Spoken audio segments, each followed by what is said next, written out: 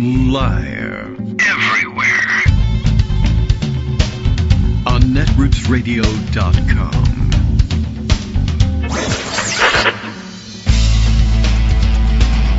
David Waldman. Kagro. In the morning. Now, here's David Waldman. Hey, good morning, everybody. How you doing? It is Tuesday, July 15th, 2025. And guess what?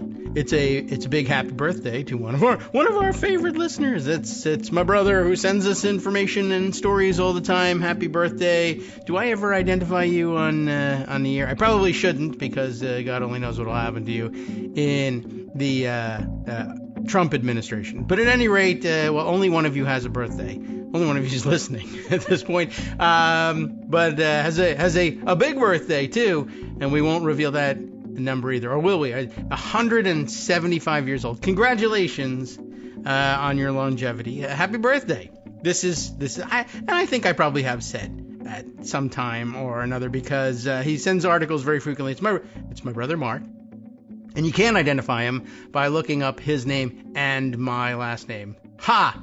So there you go. You're going to have to be a better detective than that to track him down. Happy birthday, Mark, and congratulations on the whole process of being born. You did very well with it, and you're still working on it. And here it goes. 60 years later, I don't know what to say. It's a big-time birthday. Congratulations, and hope you're listening, and I'm not wasting my time here. Although this wouldn't be the reason I'm wasting my time here. There are plenty of other reasons I could be said to be wasting my time here, but we'll ignore that and go forward. I understand we're engaged in the very serious business of keeping some people sane. I don't know how that happens, but it appears to be the case. Oh, and I keep forgetting that this is interesting. I keep forgetting that I'm being reminded constantly. So this is clearly not working very well.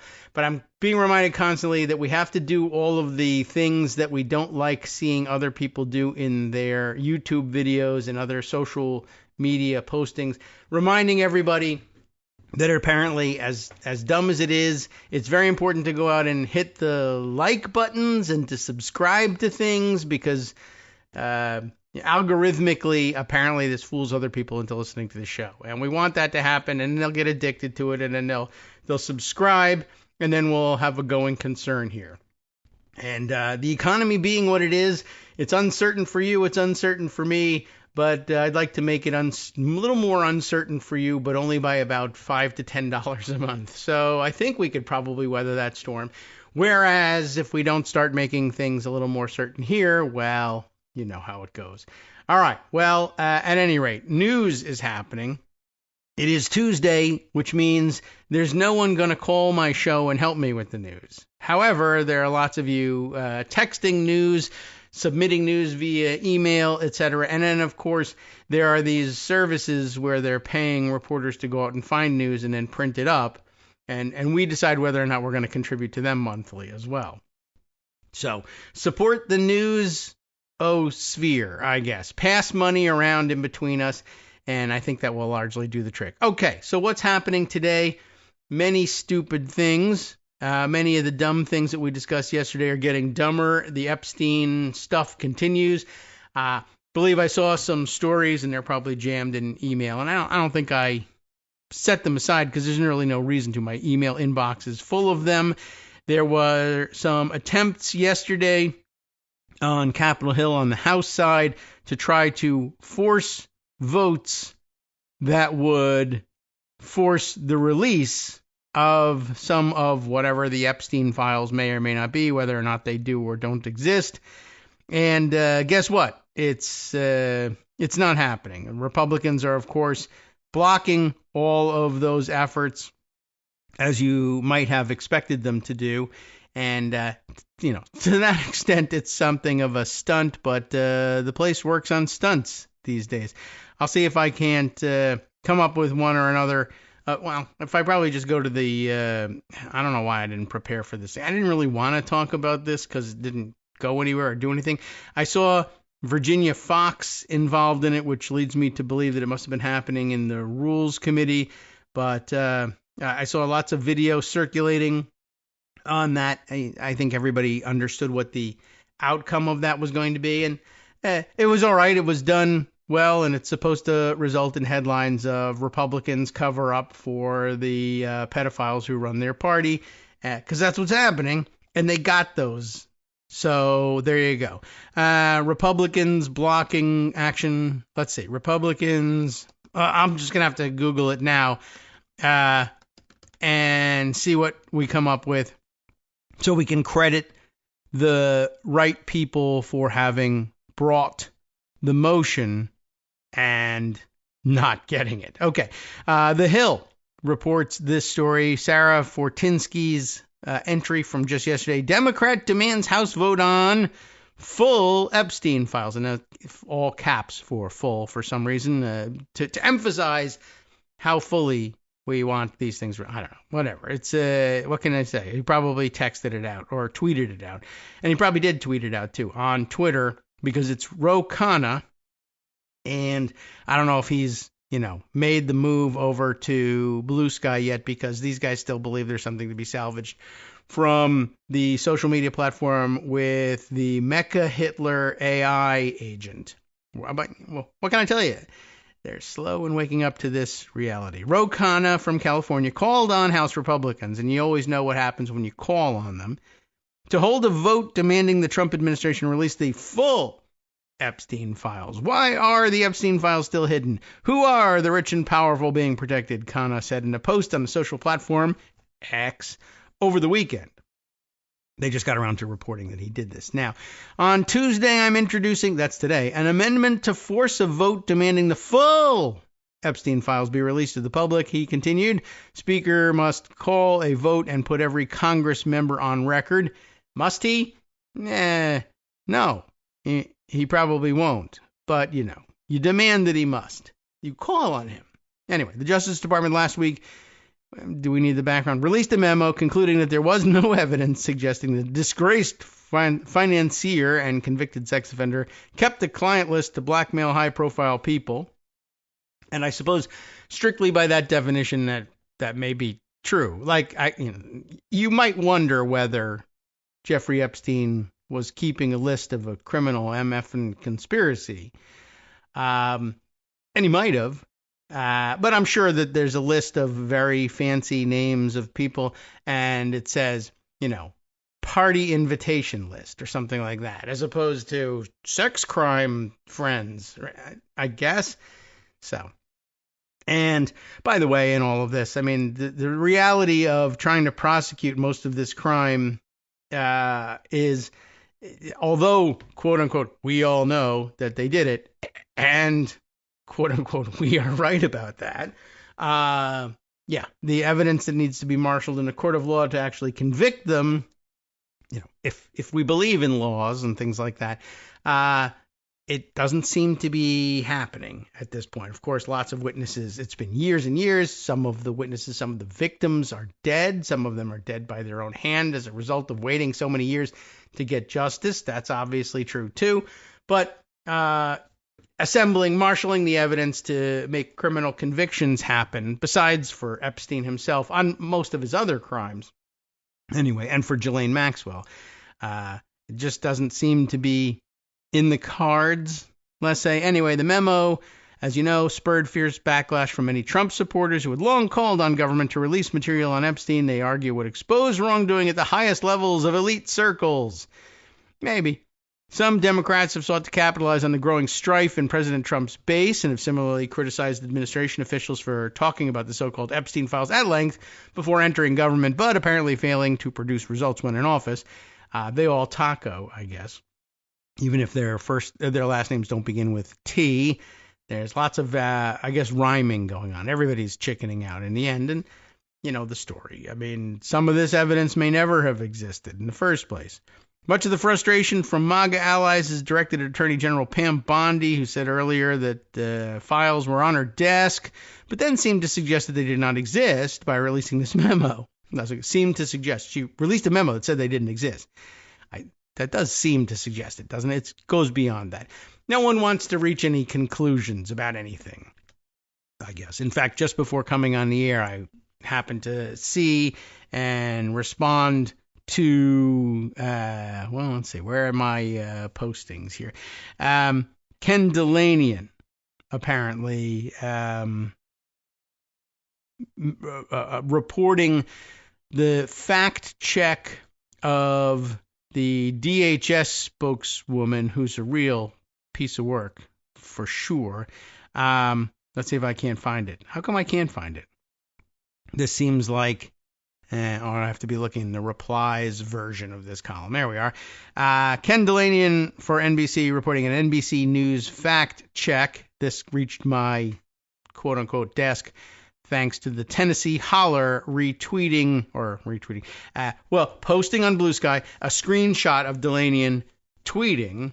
And I don't encourage the practice, but sometimes it brings you interesting stuff. Most of the time, it's just slop, but whatever. NBC News fact check.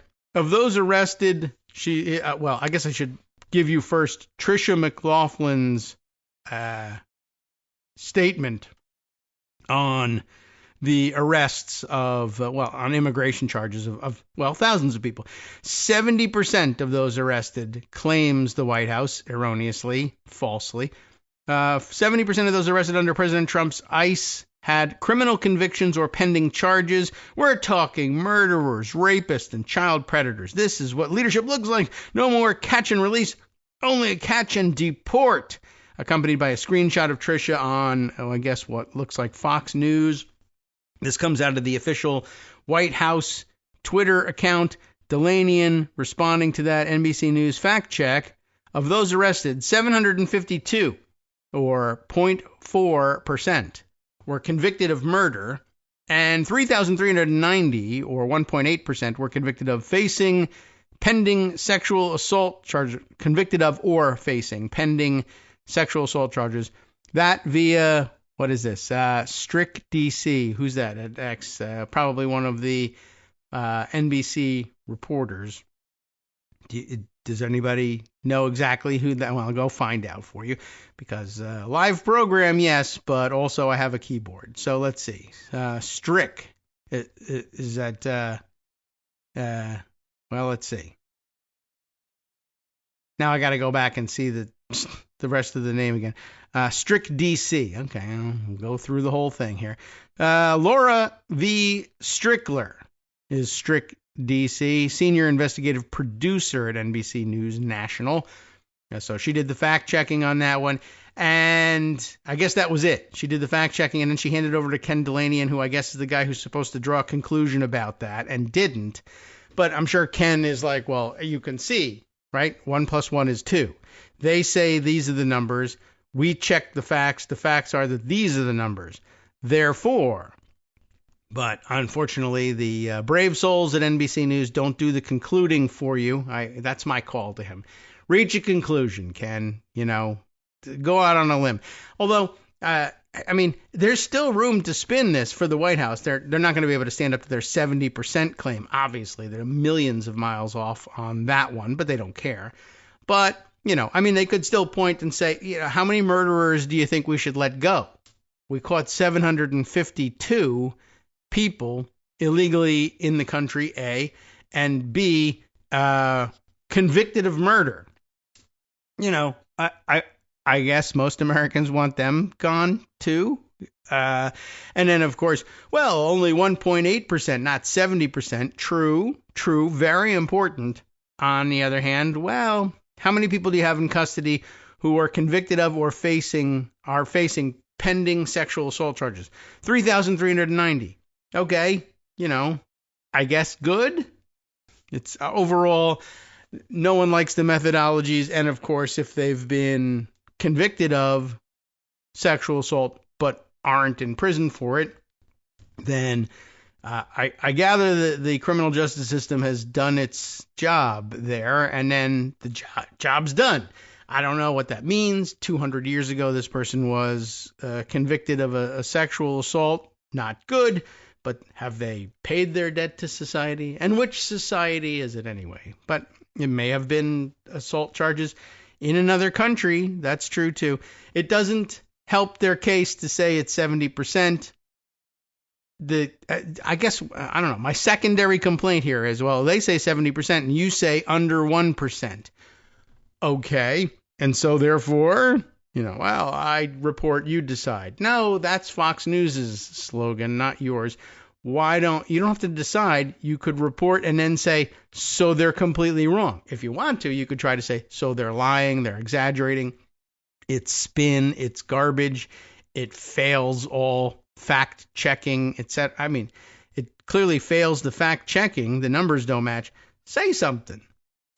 I know you feel like you shouldn't have to, or maybe it's not your role to do so, but, well, I don't know. I keep reading all of these stories about how the kids today with the AI and the and the internet and the COVID, and they don't go to school and they don't do their jobs and they can't write or whatever. All right, well, are people having difficulty reaching conclusions? This one's entirely supportable, right? Won't your legal department say that it's okay to say that number is wrong, that number is erroneous, or being erroneously reported, or baselessly reported? Not even that, not even the weak stuff.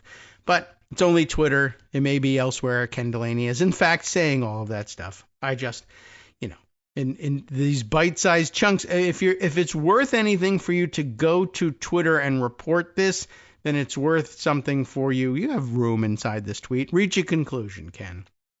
That's all I'm asking. Well, that and hundreds of other things I'm probably asking for too. Okay, well, let's see. We'll open that one up and leave it for inclusion in the roundup later today. What else did we want to work on? Oh, yeah, right. We were going back. Weren't we reading something? Oh, yes, in the Hill about the Democrats demanding a vote on this stuff. I think well, let's see. Are they going to discuss how the voting went? I'm pretty sure I saw Virginia Fox involved in all of this. And let's see. I might just search for that. And here we are. House GOP blocks Dem maneuver to force release of Epstein files. So I guess the party names are in the headlines. I guess people are supposed to read this. I don't know if it's going to change any minds. But let's see. Okay. House GOP blocks Dem maneuver to force release of Epstein files. House Republicans on Monday night, that'll be last night, says Andrew Solinder for Axios, that they voted against attaching a Democratic amendment to landmark cryptocurrency legislation that would force the Justice Department to release the Jeffrey Epstein files. Is this? Yeah. So Ro Khanna brought that one. I guess he thought that was, well, it was the vehicle that was moving through the House. So there is that. It doesn't really matter necessarily whether or not it's attached to a cool and interesting or positive piece of legislation. Probably best that it not be.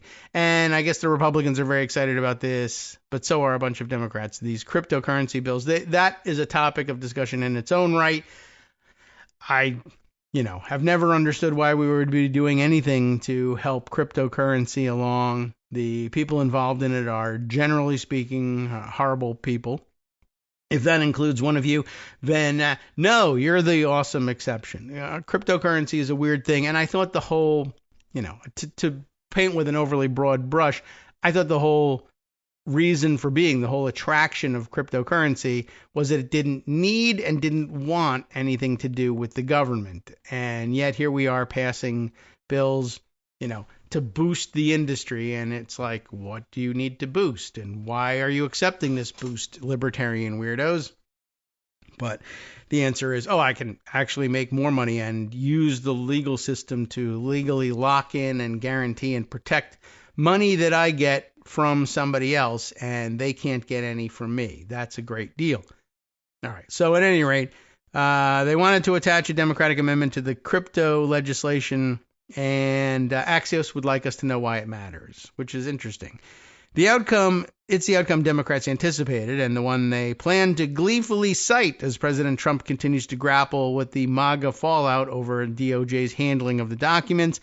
The question with Epstein is, whose side are you on, Representative Ro Khanna of California?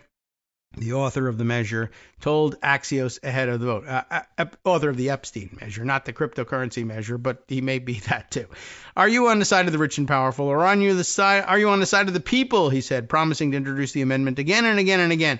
It's an interesting question because I would ask the same question about the crypto bill, and I have a feeling, if I'm guessing, stabbing in the dark, Ro Khanna might be voting for this thing. We'll see. Here's what happened. The Rules Committee, which prepares legislation for votes on the House floor, voted 5-6 against attaching Khanna's amendment to a procedural measure related to the Genius Act and a defense funding bill. That's coming up too. Today's work on the House floor, I believe, is DOD authorizations. But okay.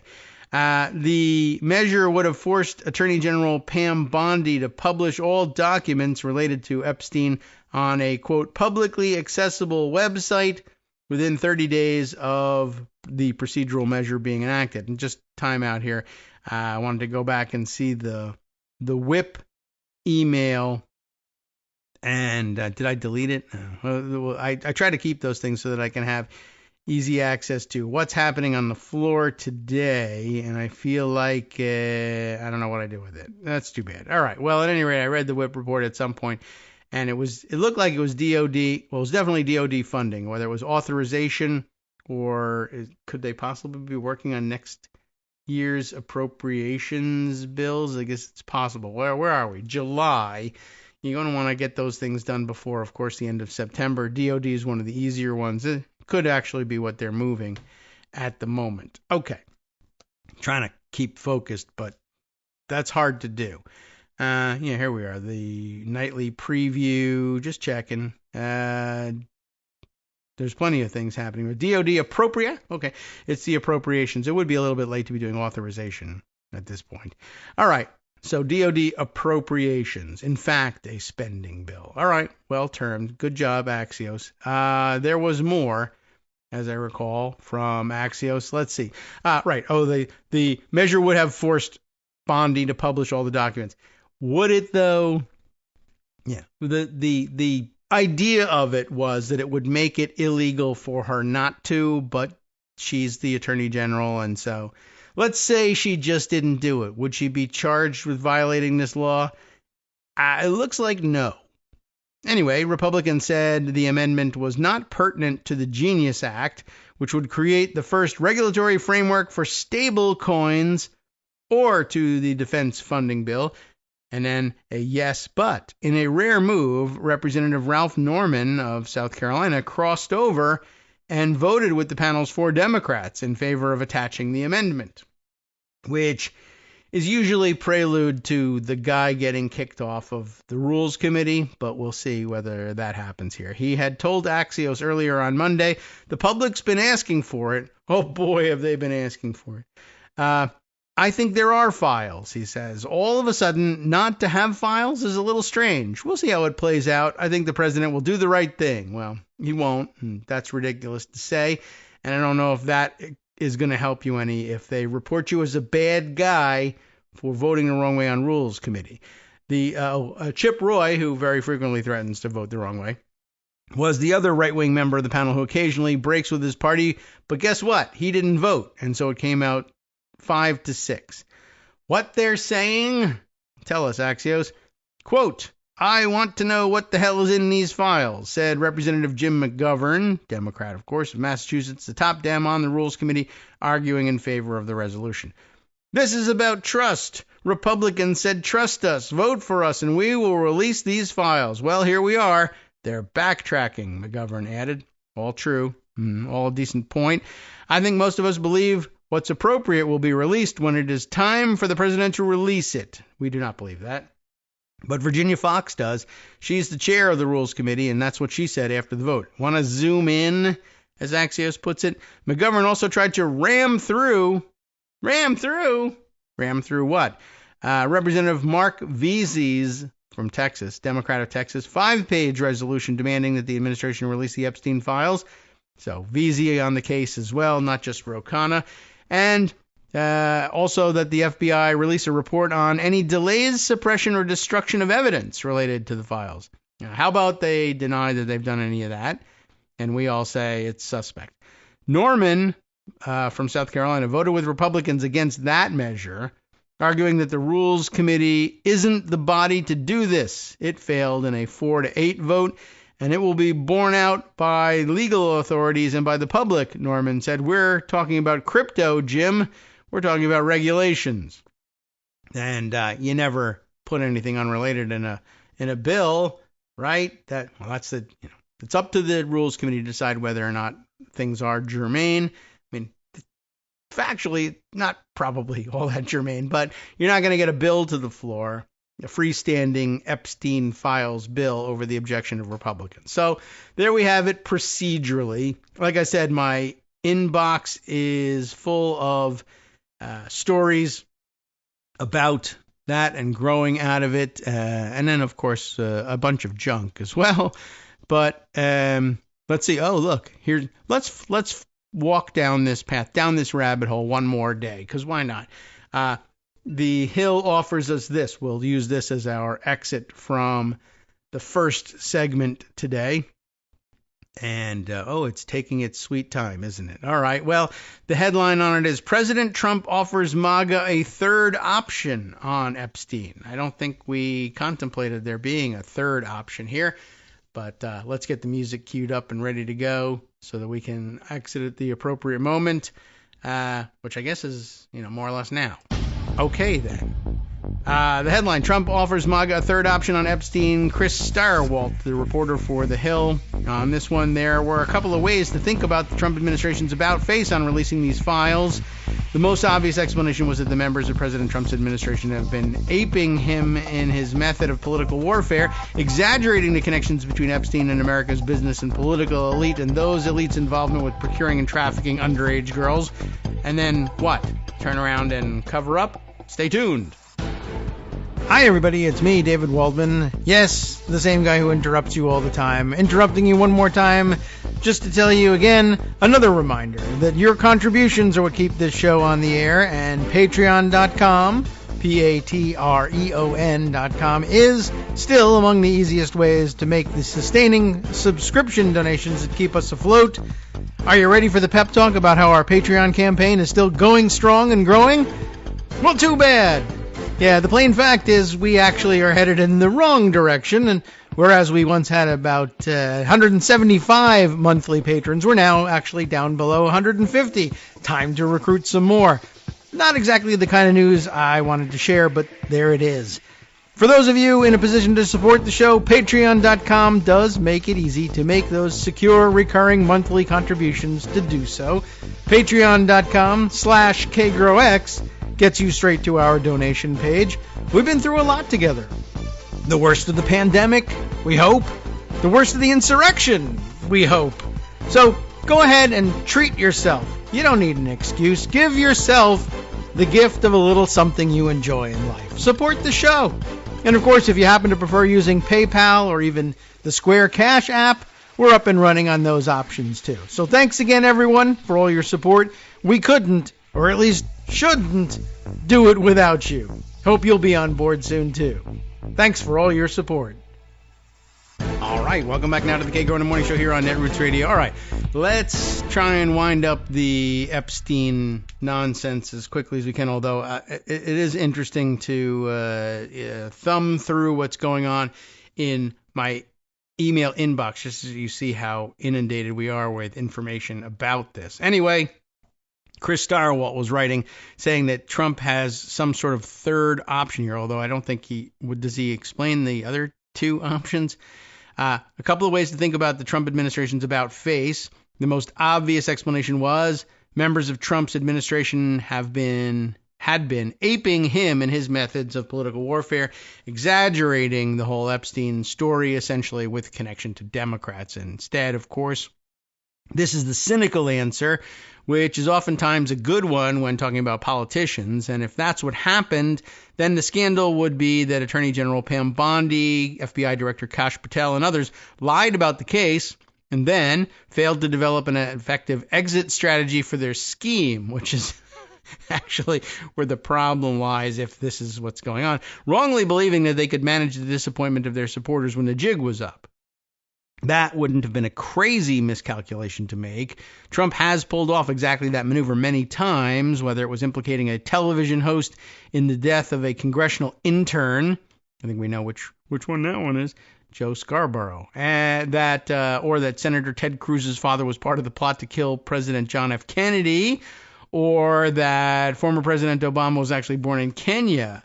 As Trump said of the Cruz smear, of course I don't believe that. I wouldn't believe it, but I did say let people read it. Okay, interesting. I forgot to do his voice on that one. That makes it sound that much dumber or more cynical.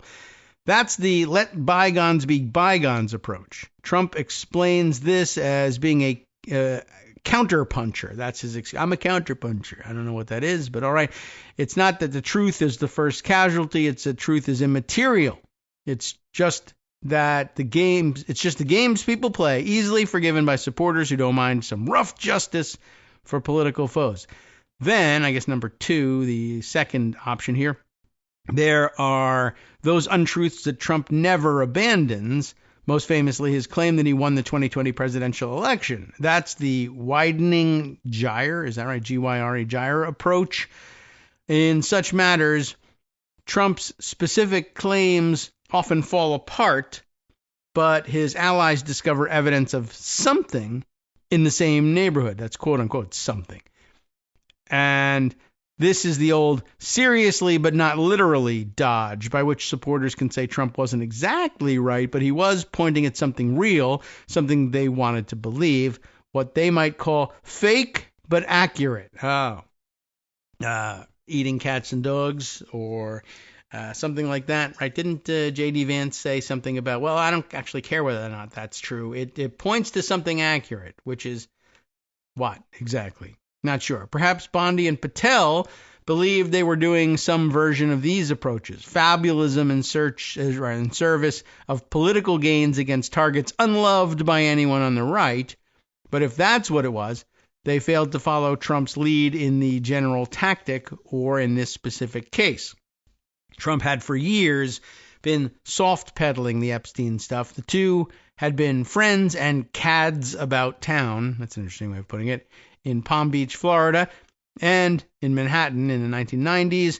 But Trump had distanced himself during his 2016 presidential run, explaining that when Epstein was charged with sex crimes a decade prior, the future president had barred him from Trump's Mar-a-Lago club in Florida and cut all ties.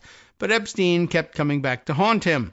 When federal prosecutors nailed Epstein in 2019, it was not only the Trump Justice Department doing the busting, but the probe implicated Trump's then Secretary of Labor, Alexandria Acosta, as the author of the earlier sweetheart deal that let Epstein skate on federal charges when Acosta was U.S. Attorney in Miami. Acosta got the boot from the Trump cabinet, but so did everybody else, and there was no Epstein stain on them. He boots everybody. It wasn't because Trump was trying to keep his nose clean on Epstein. And the feds threw the book at Epstein, but it was under the Trump administration's supervision that Epstein was found dead in his cell at a federal jail in New York. All the while, Trump kept the story at arm's length. Luckily, not finger's length, because that's too short. Next year, when Epstein's partner in crime, Ghislaine Maxwell, I think we decided on that sort of weird pronunciation, was charged with the crimes for which she's now serving a 20-year sentence, Trump was offered again the chance to expound on the case, but again hedged. I don't know, Trump said to them. I haven't really been following it too much. I just wish her well, frankly. I've met her numerous times over the years, especially since I lived in Palm Beach. And I guess they lived in Palm Beach. Isn't that interesting? I guess they did. I heard that they might have. But I wish her well, whatever it is. Oh. Trump, who wasn't queasy about intimating that his foes were murderers or secret Kenyans, was given the chance during a losing presidential campaign to exploit the Epstein case by highlighting Epstein's connections to prominent Democrats, particularly his old friends turned enemies Bill and Hillary Clinton. But he passed, sending a pretty clear message to his team that this was not a place to swing freely, I guess, if you think he was a coherent thinker. Which leads us to the only other explanation available prior to Saturday Bondi and Patel had been telling the truth before, but are now part of a cover-up. That one doesn't work for Democrats or the mainstream press. Is that right? An inspector general had determined during the Biden administration that Epstein's death had been the result of negligence, not murder.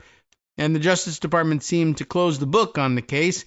If one believed that finding, then Patel and Bondi could at most be guilty of unseemly politics. Hardly a capital offense in Washington, just a dose of Harry Reiding. How do they make this Harry Reid's responsibility? There's a link. Harry Reid lied about Mitt Romney's taxes. He's still not sorry. Oh, okay. That's an interesting example, though, of the fake but accurate kind of stuff where, all right, I didn't get the specifics of my accusation against Mitt Romney correct, but he definitely did some other stuff. Okay. But still, what a reach to bring Harry Reid into this. I mean, the guy's dead. Come on. But if you don't believe what the Biden administration said, then the range of potential misconduct would become much, much wider.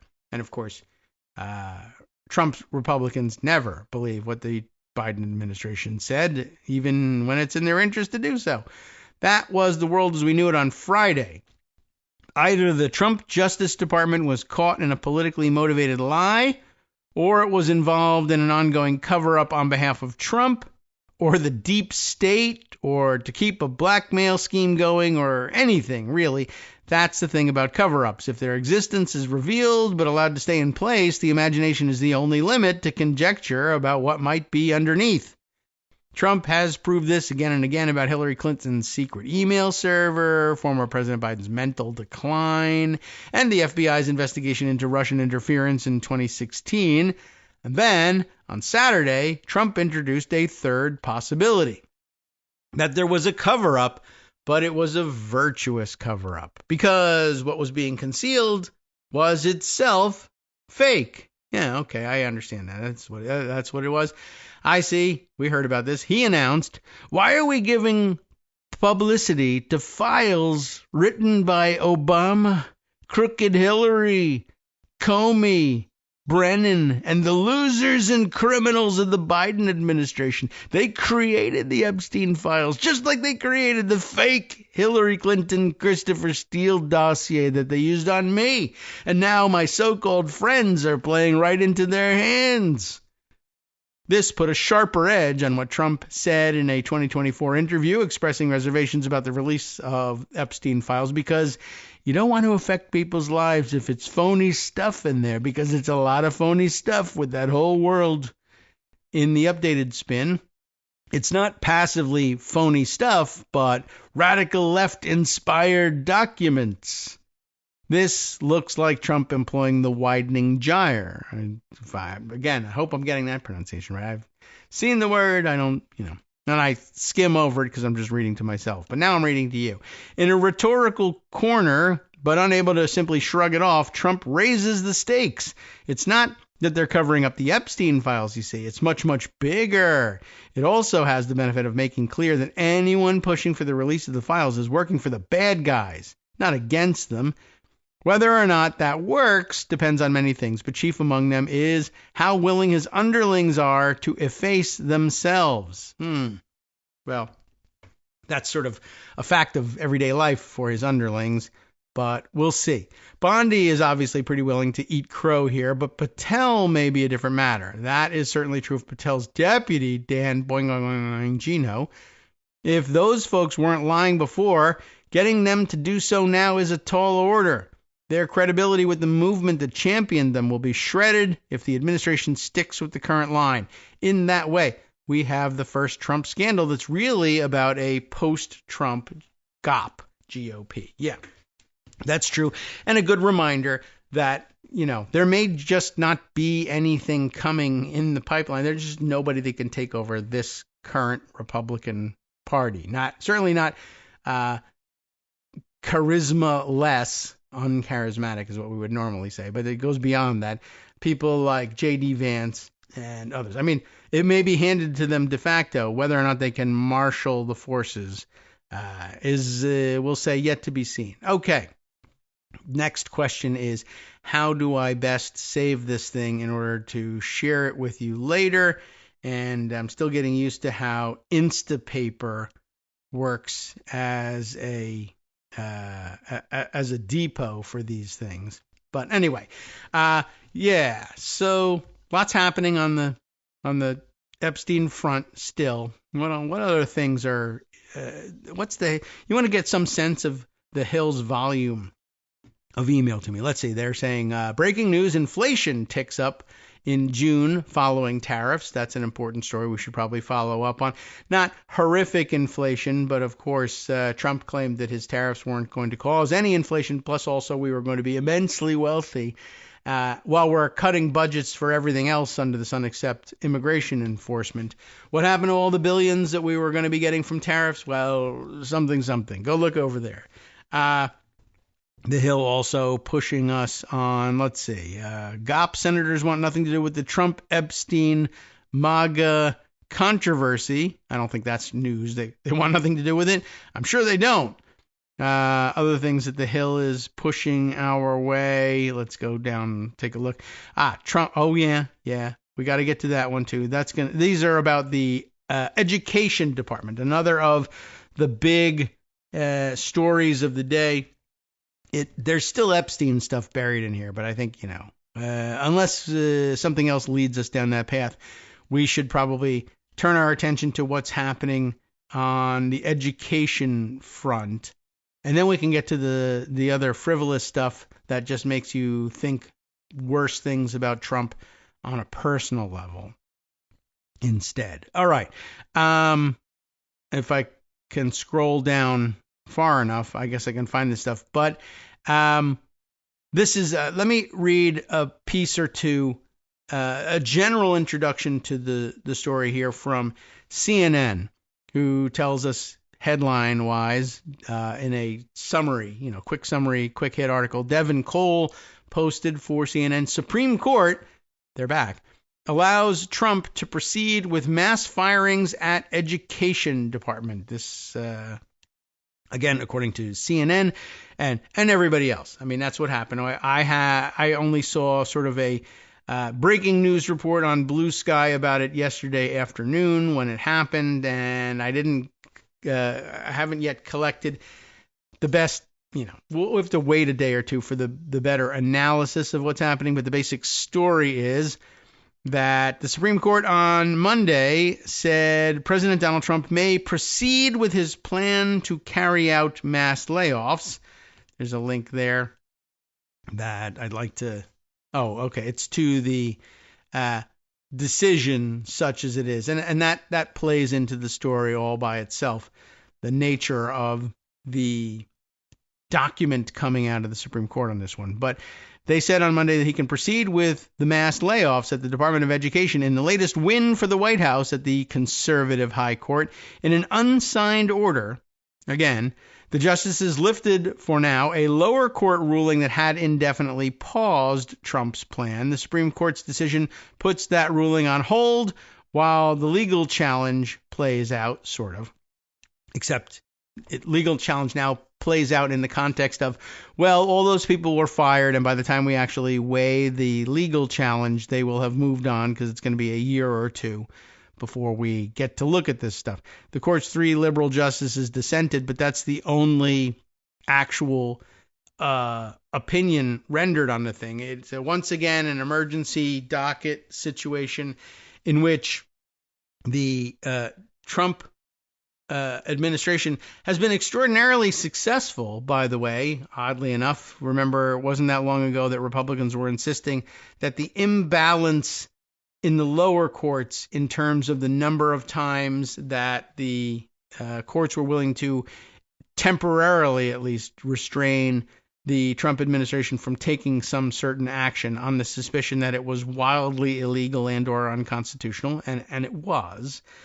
And they said, the lower Republicans complained. The lower courts are horribly biased against Trump. There are so many. Look how many more emergency temporary restraining orders have been issued against the administration than was ever the case against the Biden administration or any other previous administration. And of course, the answer to that was, most administrations didn't try to do wildly, blatantly unconstitutional and illegal things in dismantling the federal government as quickly as possible at the behest of a weirdo billionaire who did/didn't work for the government, right?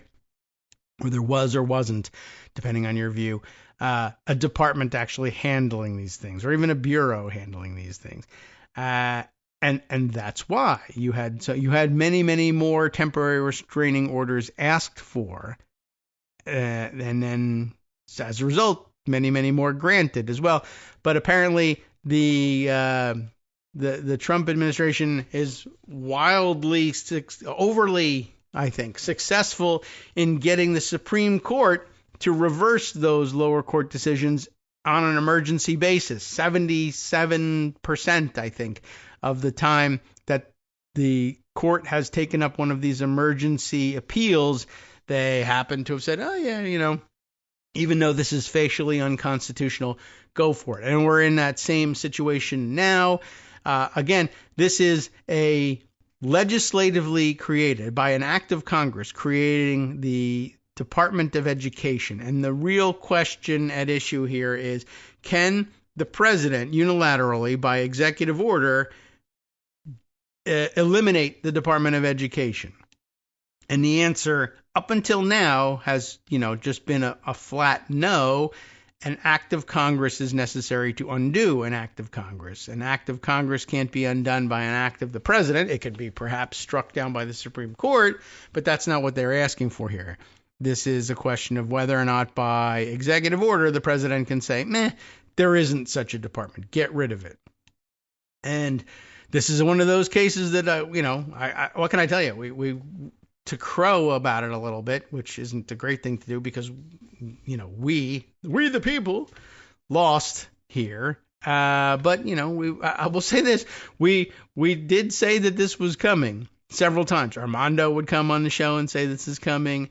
We talked about it a lot. They're just, you're pre-wrong. Sorry, for hundreds of years, decades, certainly, if not hundreds of years, everybody was under the impression that there was a separation of powers, there were checks and balances, that an act of Congress would be required to undo an act of Congress. It was the most balanced approach to it. Everybody believed that was the case.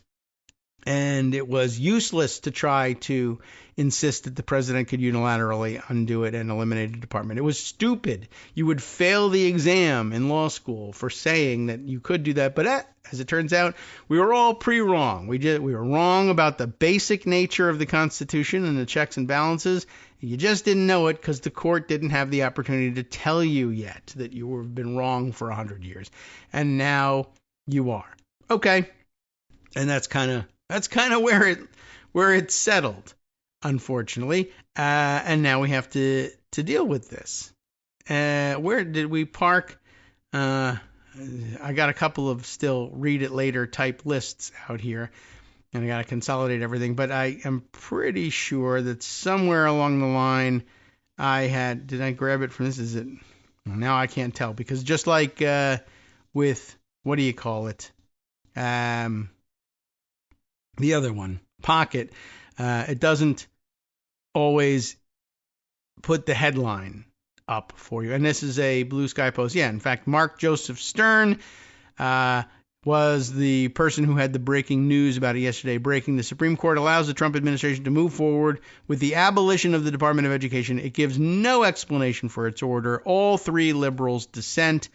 And that was the basic nature of what was happening there. And the complaint was that once again, because it's an emergency order, another thing that we've been warning you about for the longest time, and it's still not happening in regular substantive argument cases, but it is happening increasingly in these emergency and shadow docket cases.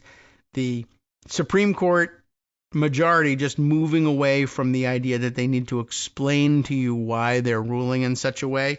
And that may have something, well, it certainly has something to do with the procedural posture of the case, how the case arrives at the Supreme Court for decision. And technically, they still have the ability to let the case play out in the lower courts, and it could come back on appeal all the way to the Supreme Court. And then, in a substantively heard and argued case, they would offer their reasoning. But it's going to be extremely difficult to get a case back to them under these conditions because the lower courts are going to take the hint and, whether it's dismissing these cases or just ruling on these cases in a way that doesn't present strong material for an appeal, not strong enough to get back to the Supreme Court, maybe not even strong enough to get to the circuit courts of appeal, and that effectively ends the problem for the Trump supporters on the Supreme Court. Essentially what it is there is no answer as to why we think the Trump administration ought to prevail here. We just want the Trump administration to prevail here, whether because we think it's good for the country or because our families are under threat. I don't know. Not likely to find out anytime soon, but basically they just say, well, rather than the embarrassment of trying to come up with a smart sounding or normal sounding reason for why all of a sudden it's okay for the president to unilaterally eliminate departments created by act of Congress, we'll just simply say he can, and that's all we need to tell you. The dissenting justices can, if they wish, write an opinion about how crazy this is, and they did, but it's just a minority opinion. Sorry. I don't know why President Trump can eliminate this department, but he can, and we'll see you later, maybe, I guess. That's all they kind of left for us here. I also put aside a piece here that was somewhat interesting right after the CNN piece, which just told you the basic story of it. Someone circulated a Time magazine piece from, I don't know, way back when, and I think it was from February, and I don't see how Instapaper displays the dates on these things, and they don't take you back to the original, though they do give you the text, and that's very helpful. But as I recall from scanning it this morning, it was from February. This is a interesting backgrounder. No longer effective or operative, but this is why this case and its disposition is important. This was titled "The Playbook for Stopping Trump from Shuttering Agencies." And if Instapaper is any more accurate in preserving the bylines than Pocket was, this would have been from Ryan LaRochelle, who wrote, I think way back in February, since he returned to office, Donald Trump and his allies have used a series of illegal tactics to withhold federal funding and strangle administrative agencies. The administration has tried to freeze federal funding with an agency memorandum, turned over control of the government's payment system to an unelected and unaccountable actor in Elon Musk, and withheld appropriations from the U.S. Agency for International Development. And we still have some in-depth reading to do on that one, but you remember that story. Reportedly, the administration is also preparing an executive order to dismantle the Department of Education in the coming weeks, and that's where we are now. Trump's actions are stunning, but they're not entirely unprecedented. However, the last guy who tried it was stopped. You see, Richard Nixon. It's not unprecedented that someone would try this. It's just unprecedented that someone would succeed. Richard Nixon used a similar strategy in an attempt to unilaterally shut down the Office of Economic Opportunity, OEO, in their abbreviation here, the federal agency created under President Lyndon Johnson to implement the war on poverty. Mobilization by unionized federal workers and the courts eventually put an end to Nixon's efforts. This history highlights how opponents of Trump's power grab can potentially fight back and protect one of the most sacrosanct principles embedded in the Constitution. Womp womp. Oh well, so much for that one.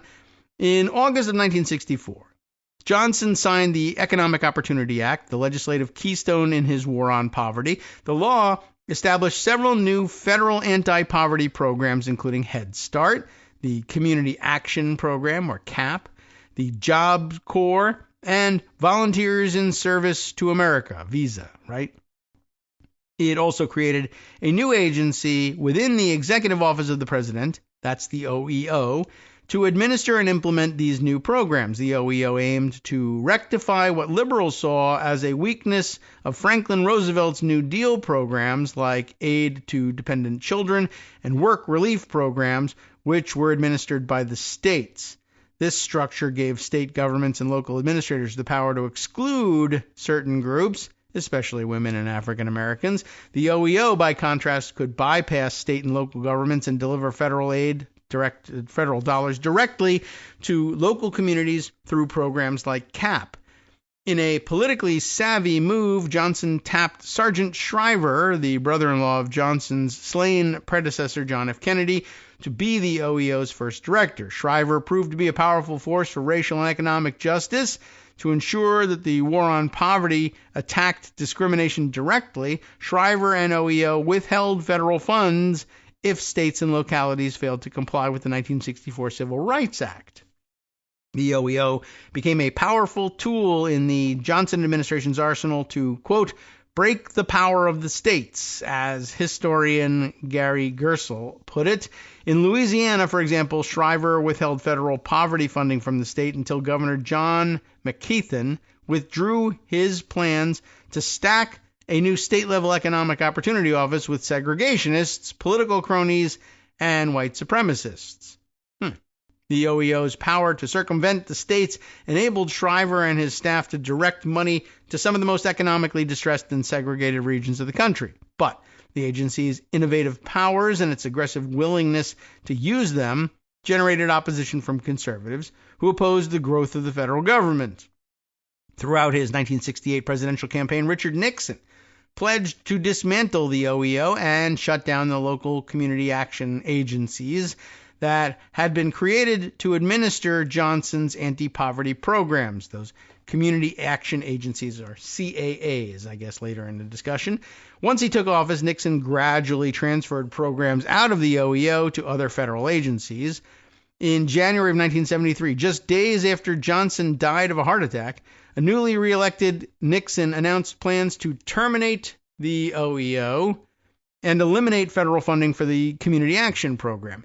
Philip Sanchez, Nixon's own OEO director, announced his resignation in response. Nixon quickly appointed conservative activist Howard Phillips.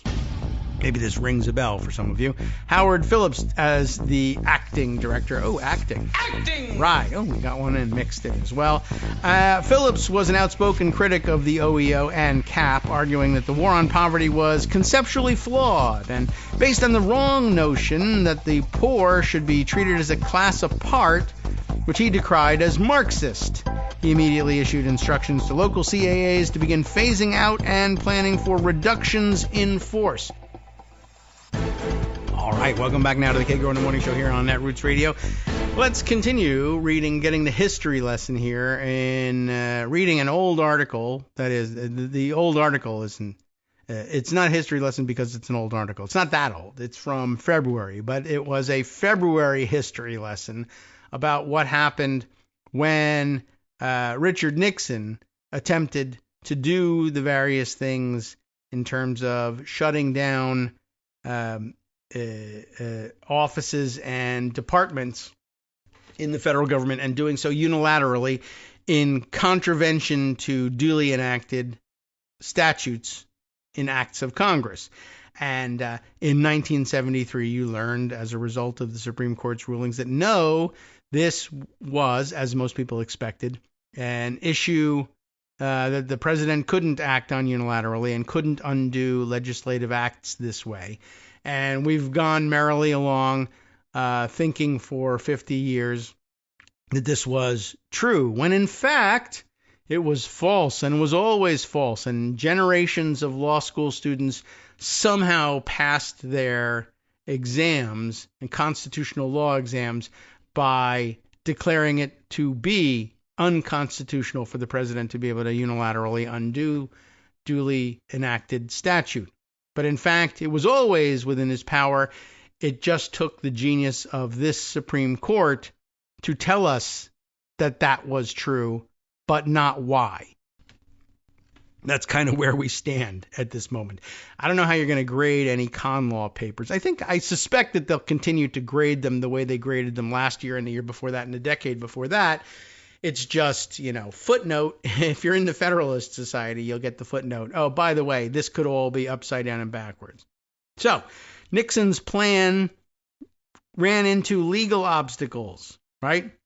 What's his plan? Instructions to local CAAs to begin phasing out and planning for reductions in force.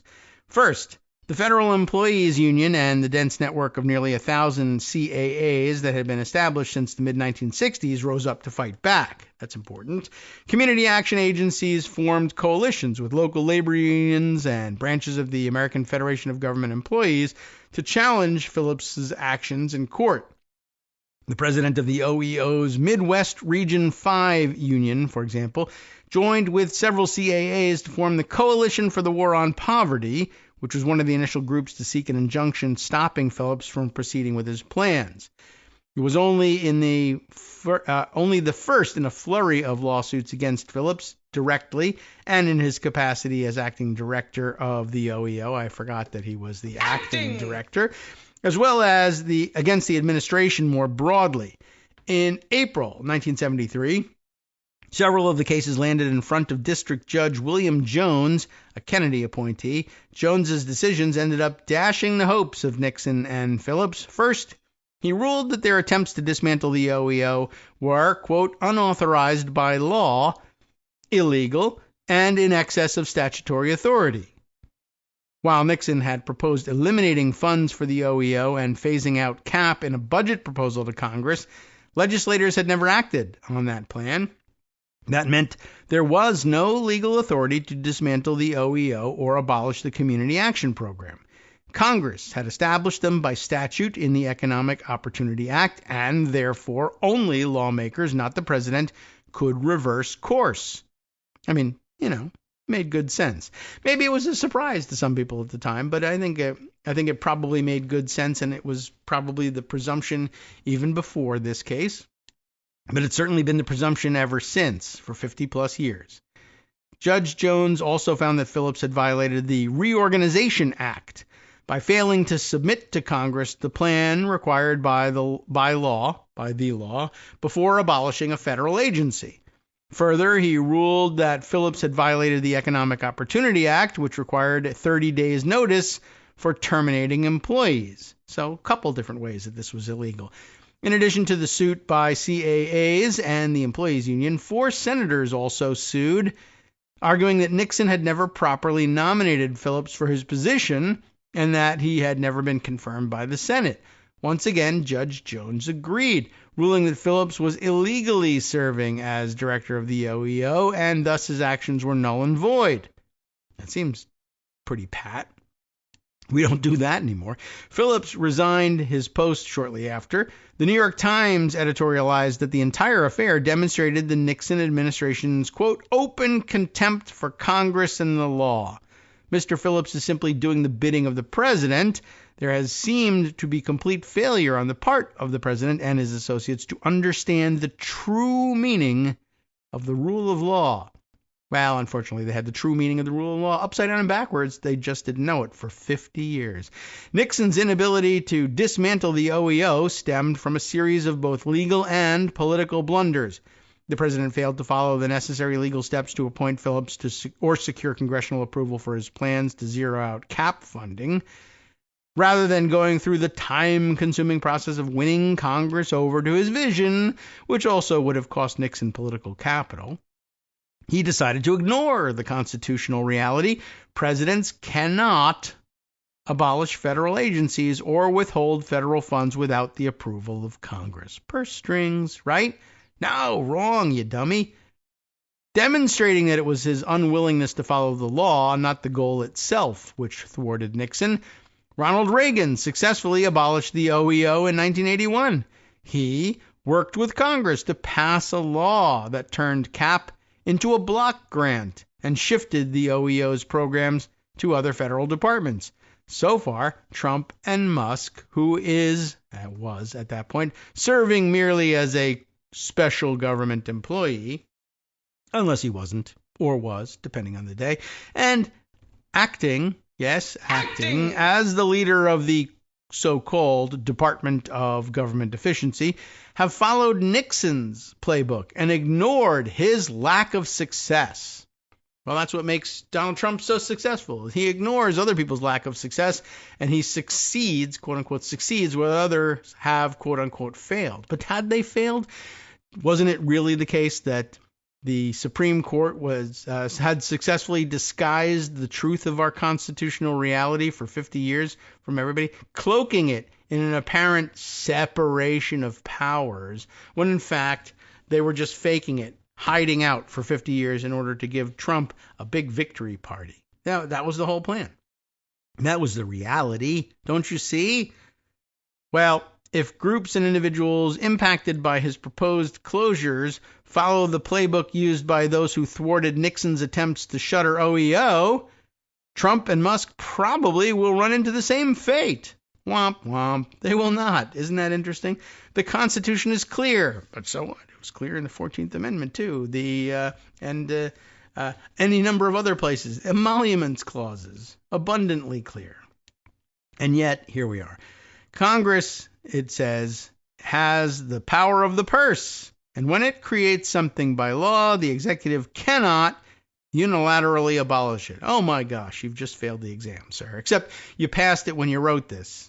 You didn't know. We'll give you a break because you didn't know that you along with the rest of the country, were just plain understanding things backwards and upside down, and words don't mean anything for the past 50 years.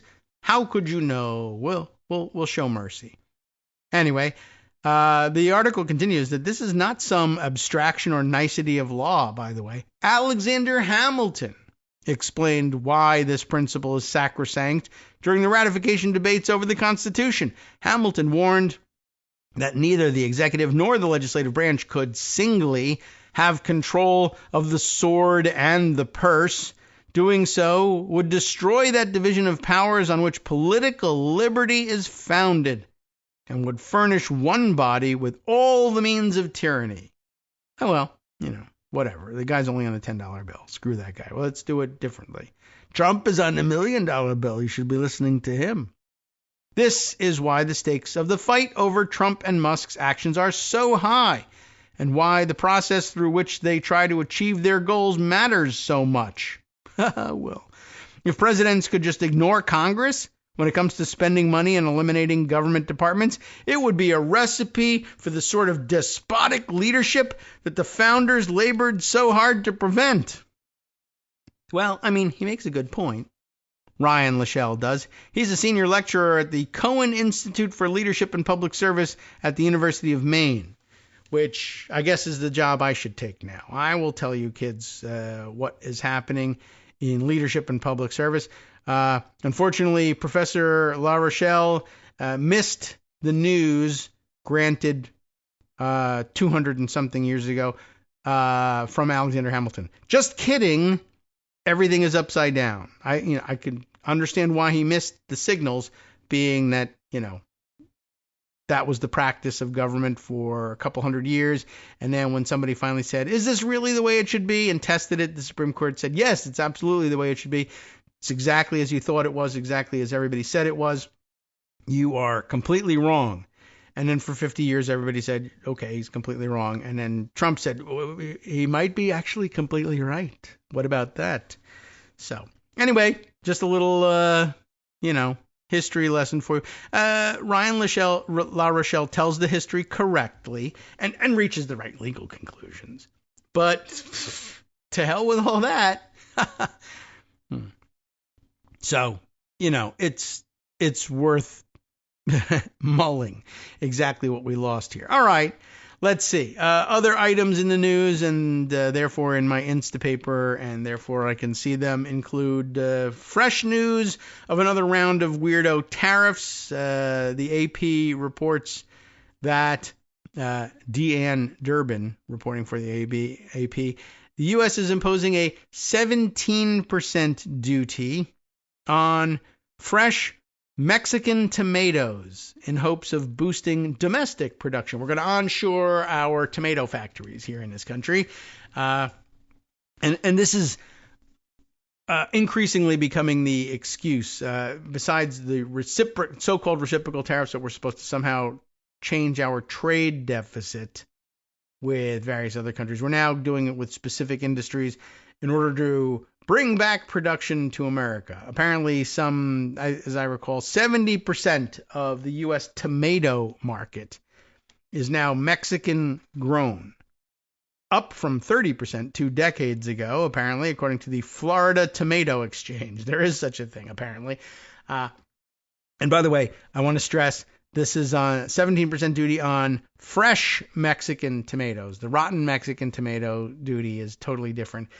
Why that? You should remember, tomatoes are famously enough imported in many different states. Not, New York, California, etc., but states of being for the tomatoes, not you or me. Tomatoes, tomato paste, tomato sauce, canned tomatoes, frozen tomatoes, various tomato byproducts, etc., etc.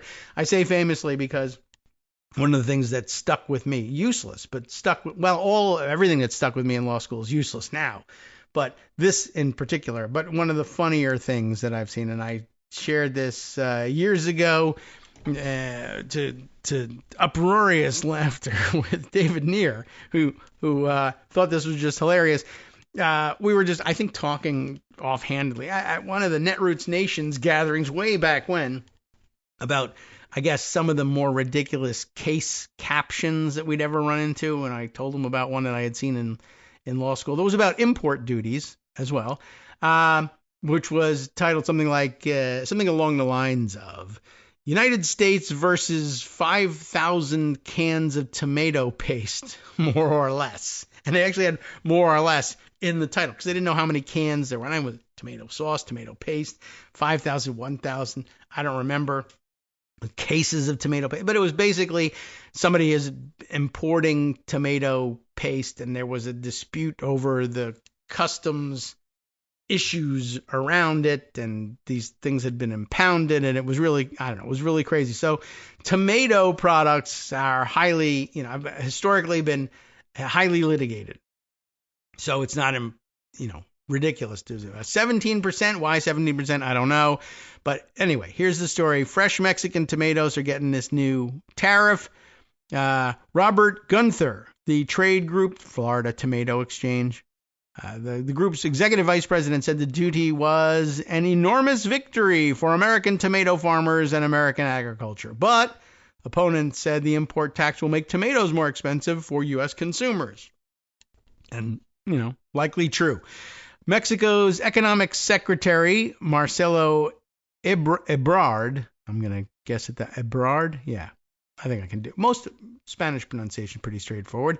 Anyway, he said the government would continue looking for a way to once again suspend the tariff, see if they could taco him out of it. Part of ongoing negotiations between the two trading partners. In a statement Monday, he wrote that the move would, quote, only affect the pockets of American consumers. It's unfair and against not only Mexican producers, but on the American industry. The ground that Mexican fresh tomatoes has gained in the U.S. is because of the quality of the product, not unfair practices, he wrote. Mexican greenhouses specialize in vine-ripened tomatoes, while Florida tomatoes are typically grown in fields and picked green. Tim Richards, a professor at the Morrison School of Agribusiness at Arizona State University, said U.S. retail prices for tomatoes will likely rise around 8.5% with a 17% duty. Jacob Jensen, a trade policy analyst at the American Action Forum, a right-leaning policy institute, said areas with a higher reliance on Mexican tomatoes could see price increases close to 10% since it will be more difficult to replace that supply, while other parts of the U.S. could see price increases closer to 6%.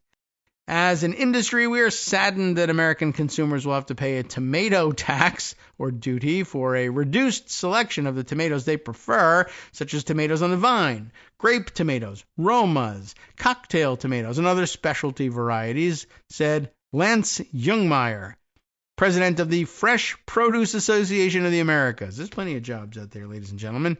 Just work for the Fresh Produce Association of the Americas, which represents importers of Mexican tomatoes.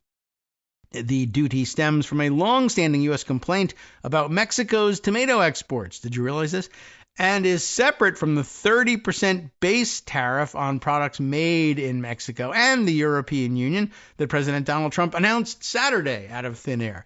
And this is one of Justin Wolfer's great complaints about the stuff, and he's made some fantastic videos pointing out, these letters that allege to be, one, letters from the president. We don't know what they are. Two, that they have the legal authority to impose these tariffs. We don't know that they do. Three, that tariff and customs officials are taking them seriously and actually imposing it and actually collecting this duty. Four, I don't know what four is, but four is something, Trump is bad. Okay, you get the idea. But Justin Wolfers is complaining people who are supposed to be responsible for collecting these duties don't know what to collect. Is it 30% because it's Mexican and then an additional 17% because it's tomato? Or are Mexican tomatoes cheaper to import tariff-wise than everything else from Mexico? It's 17% only on tomatoes, but if you're a Mexican cucumber, it's 30%? But I don't know. You don't know. Justin Wolfers doesn't know. Donald Trump doesn't know. His customs and border people don't know. Treasury doesn't know. How do we figure how much money is going to be coming in? How can we estimate this stuff? Nobody knows. The Commerce Department, to continue with the article, said in late April that it was withdrawing from a deal it first reached with Mexico in 2019, when Trump was president, to settle allegations that the country, Mexico, was exporting tomatoes to the U.S. at artificially low prices, a practice known as dumping. And yes, that means we get to talk about dumping duties. That's very funny. Hardy har. Very funny, kids. I can't believe your minds went there. Your problem, not mine. As part of the deal, Mexico had to sell its tomatoes at a minimum price and abide by other rules. Since then, the agreement has been subject to periodic reviews, but the two sides always reached an agreement that avoided duties. In announcing its withdrawal from the Tomato Suspension Agreement, that's a real thing, the Commerce Department said it had been, quote, flooded with comments from U.S. tomato growers who wanted better protection from Mexican goods. And by the way, no word on what the tariff is on tomatoes that enter the country in salsa form or pico de gallo form. No one knows. But usually, of course, that stuff manufactured here with sometimes imported Mexican tomatoes. But the fresh tomato thing, the tomatoes on the vine, the nice, good-looking red ones that you see at the supermarket versus the semi-green or weird-looking ones that are produced locally and taste great, by the way, but aren't necessarily any cheaper than the Mexican ones. That's what we're talking about here. Mexico remains one of our greatest allies, but for far too long, our farmers have been crushed. Tomatoes, this is a pun. Crushed by unfair trade practices that undercut pricing on produce like tomatoes. That ends today, Commerce Secretary Howard Lutnick said in a statement. This rule change is in line with President Trump's trade policies and approach with Mexico. But others, including the U.S. Chamber of Commerce and the National Restaurant Association, had called on the Commerce Department to reach an agreement with Mexico. Texas Governor Greg Abbott, a Republican, and Arizona Governor Katie Hobbs, a Democrat, also urged the Commerce Department to leave the current tomato agreement in place. What's going to happen to ketchup? Trump cares about that. I don't know. In a letter sent to Lutnick last week, the U.S. Chamber of Commerce and 30 other business groups said U.S. companies employ 50,000 workers and generate $8.3 billion in economic benefits, moving tomatoes from Mexico into communities across the country. We are concerned that withdrawing from the agreement at a time when the business community is already navigating significant trade uncertainty, but like everything else, right, could lead to retaliatory actions by our trading partners against other commodities and crops that could create further hardship for U.S. businesses and consumers, the letter said. And there you go. So now we're in a tomato war with the Mexicans as well. By the way, yeah, if you were wondering about, well, is it a labor thing? Is the labor costs cheaper in Mexico? I mean, probably true, probably to some extent. Though I did see somebody pointing out, as a matter of farm economics, and this is probably worth our pointing out too, and I don't know where I saw it, and I'll have to go on Blue Sky and see if I can grab it. Let me make a tomato picking note to myself and see if I can find it. But somebody had said, would it cost consumers so much more if you paid a living wage to tomato crop farm workers? Or any crop really, but tomatoes were on their minds, and so they were talking about that. Is it the case that Mexican tomatoes are cheaper because the labor there is cheaper? And I'm sure the labor there is somewhat cheaper, although that makes a difference in how much you have to pay people to harvest tomatoes on the vine from a greenhouse, which it's hot, but it's not outdoors. And you can kind of have a little bit more control over like the height at which the tomato vines are growing for another thing. So you might not necessarily have to be stooped down the whole time to pick those tomatoes like you would be in the fields. So is it just harder work to harvest field-grown tomatoes wherever they're grown? They happen to be in the United States versus hothouse tomatoes in Mexico? Yes, no. And how much would you have to pay? And would it destroy the price? Would it raise the prices of American tomatoes so much that they'd just be simply non-viable, pricing themselves out of the market? And this person was saying, really no, not because of wages. But that basically, and this is the part of it that I really kind of wanted to reiterate for people, that farm workers are so highly skilled. Like a good, experienced tomato picker is picking and packing 650 pounds of tomatoes an hour. Like, for the price of the tomatoes, on the commodities market, an increase to a living wage for field workers in that industry would be negligible in terms of the changing the cost per pound to market of those tomatoes, because they're picking hundreds of pounds, a quarter ton of tomatoes an hour.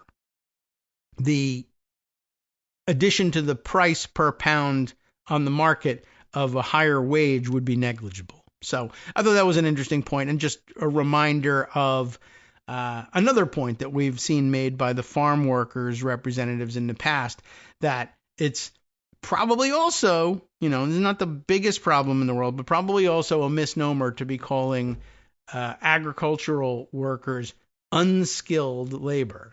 Like, if you've seen the videos that they've put out of how quickly and efficiently they harvest almost anything, and do so very often with implements that would, generally speaking, cut American volunteers' fingers off immediately if they were moving so quickly. This is highly skilled work.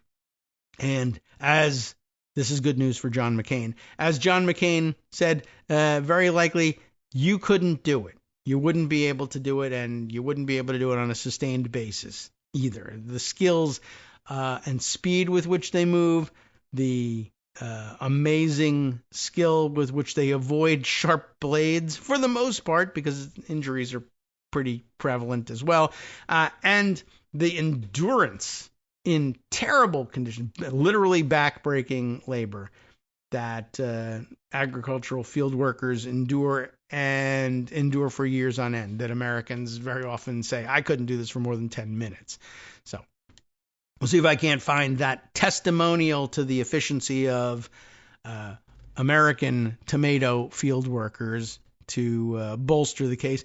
All right, time now is approaching our third break. Let's talk about, let's throw out another quickie here on Cory Mills. Do you remember Cory Mills? Cory Mills, a Republican congressman from Florida who made news a while back. Wasn't he the one who was like, hey, the police are reporting strange things about me, like that the police are having to be called to my apartment all the time for me beating up women who are here, or strangling women who are here, whether they're mistresses, girlfriends, wives, I don't remember, but that's how Cory Mills has landed in front of us before. Plus, that he was the one, as I recall, about whom claims were being made that maybe the military decorations that he was said to have earned in the service either weren't warranted or that there were apparently, strangely, no witnesses to any of the events that supposedly underlay these awards. He's back in the news because of what a cool and stable and normal guy he is. This time he's back in the news. Landlord seeks to evict Republican congressman over underpaid rent at D.C. apartment. Yes, that's over underpaid rent. Zoe Richards reports this for NBC News. Cory Mills, Republican of Florida, facing a lawsuit seeking his eviction over alleged failure to pay thousands of dollars in rent at a property in Washington, D.C., according to court papers. And those are the kind of papers you want when you're dealing with somebody in court. The court kind. In a complaint filed in D.C. Superior Court last week, Bozzuto Management Company said the congressman did not pay a total of $85,009 in rent between March and July. That's a lot of rent between March and July. What is that? March, April, May, June, July. 5 months, $85,000? Someone want to do the rent money on that? Monthly rent for the property? Oh, you don't have to. According to the court filing, $20,800. Sup, fam? It's your boy Darwin, a.k.a. Darwin_Darko, a.k.a. the most reasonable man in America, a.k.a. KITM's senior black correspondent. You might remember me from such recordings as Spacemen vs. Space Cadets and We Need to Talk About Joe Biden. Today, I want to bring you good news about that thing you've been struggling with. Do you suffer from giving too much of a damn? Do you turn on the series of tubes and find yourself outraged at the particular way some news organization strung some sentences together only to realize, nope, this is not some fictional hellscape? Well, guess what? You no longer have to accept the life of giving too much of a damn. You can do something about it, because even you, yes you, can be a show contributor. Now I know what you're thinking. Hey, Mr. Most Reasonable Man in America, I'm not some professional podcast talking guy. Don't worry about it. Do you have a smartphone or some other electronic recording device? Well, that's all you need. You too can have a segment where you can read us an important article and give us your take. Read one of your own original essays, or even just give us your commentary on something you'd like to share that's important to you. Fair warning though, side effects may include general punditry, having opinions and hot takes, getting stuff off your chest, and hearing your own voice. If your recording lasts longer than 5 to 7 minutes, please consult kagrox@gmail.com. That's KAGROX@gmail.com. All right, welcome back now to the Kagro in the Morning Show here on Roots Radio. We got one more segment to go here, and all right, we'll fill it with garbage. I don't mind. Yeah, Cory Mills has been in the news for us a couple times before. This article that we're reading mentions the police involvement in domestic violence at his apartment, but not the other thing, which I recall we read back, well, I don't remember when we read it, but it was reported back in early May by Notus.org, remember them, that under the headline, "He Didn't Save My Life, Veterans Question Representative Cory Mills' Bronze Star." So we had that article about he's claiming military medals based on having saved people's lives, but the people whose lives were saved say, I don't know this guy, he never saved my life. I don't know what's up with that.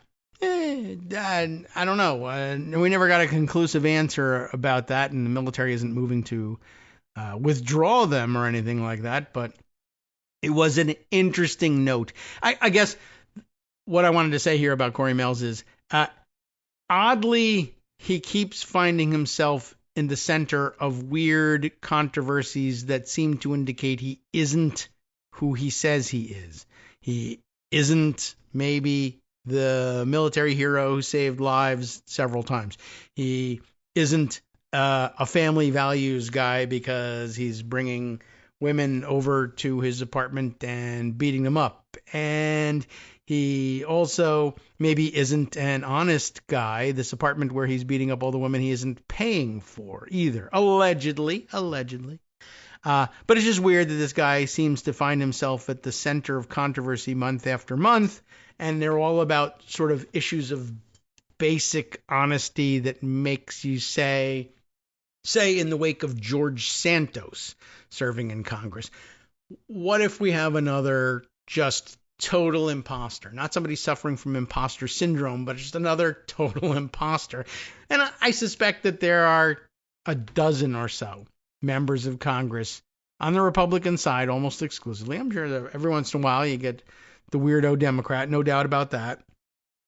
But yeah, I just find it interesting that this keeps happening. And it reminded me of something else, although I can't find any trace of it in my news feeds and my read it later stuff. It might have been just something just generally unimportant. I think it was a relatively low level local official who just was incidental to some other story I was reading, but just kept showing up. And it was like, the more I researched, just Googled, not intensive research, just Googled this guy's name, I found like more stories like, why isn't this guy a major name in what the effing F is going on with this fraudster?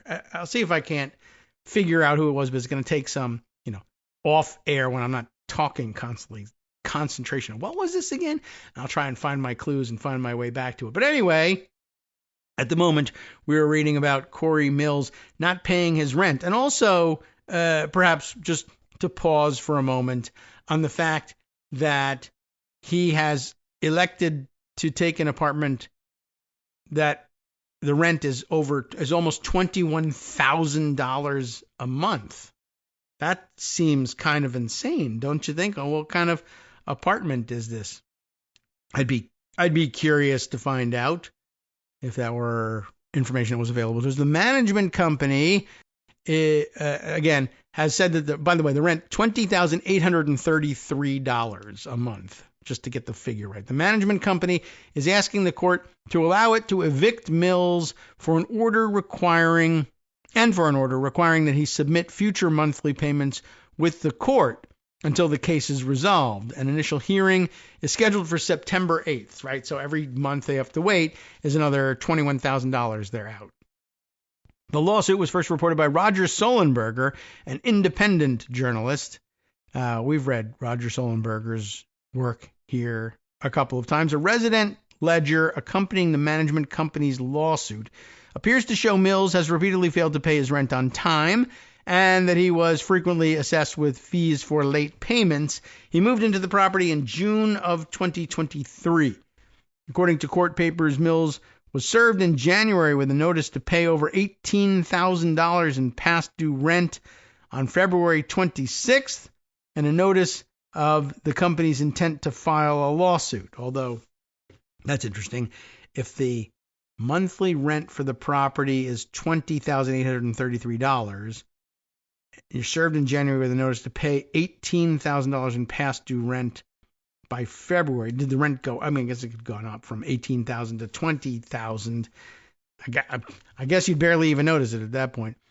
I'm just a little confused by the difference in the numbers. A spokesperson for Mills did not immediately respond to a request for comment on Monday night, but Mills posted screenshots on X earlier in the day, of course, that he said showed him, quote, repeatedly asking for payment links.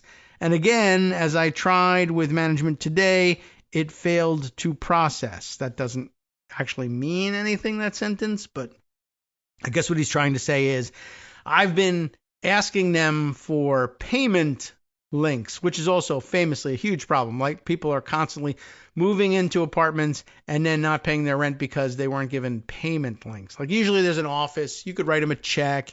You could sign up for automatic deductions. You could probably pay them in crypto in some of these places if you wanted to. Stablecoin. At least you will be able to after they pass this fabulous new bill. But it's the responsibility of the tenant to figure out how the rent is supposed to be paid. But he keeps saying, I think at one point I saw yesterday, his excuse was, I had it set up for automatic payment, but there was a glitch in the system and I didn't realize it wasn't paying. But that's usually, at that point, the rental companies will say, hey, you're not paying. And if you don't pay soon, we'll take you to court. And there's like all kinds of warning about that and stuff like that, An attorney listed for the management company did not immediately respond to requests for comment about Mills' social media post. Police in February opened an investigation into Mills over a report of an alleged assault in an apartment building on the same block as that of the rental dispute. What's interesting is they can't pinned down that this is it. Maybe there just wasn't enough information in the police report that got released. But I guess one of two things could be happening here. Either one, this is absolutely the same apartment, or two, Cory Mills also keeps a second, probably very expensive apartment somewhere else where he brings women to beat them up. But I'm willing to believe this is the same apartment. Anyway, Mills's office said he vehemently, quote, this is quote, that he vehemently denied any wrongdoing. Oh, you vehemently deny it. Well, that's different. And a police spokesperson at the time said the congressman was not arrested and no charges had been filed. Mills has represented Florida's 7th congressional district since January of 2023. And it wasn't until June that he moved into the super expensive apartment.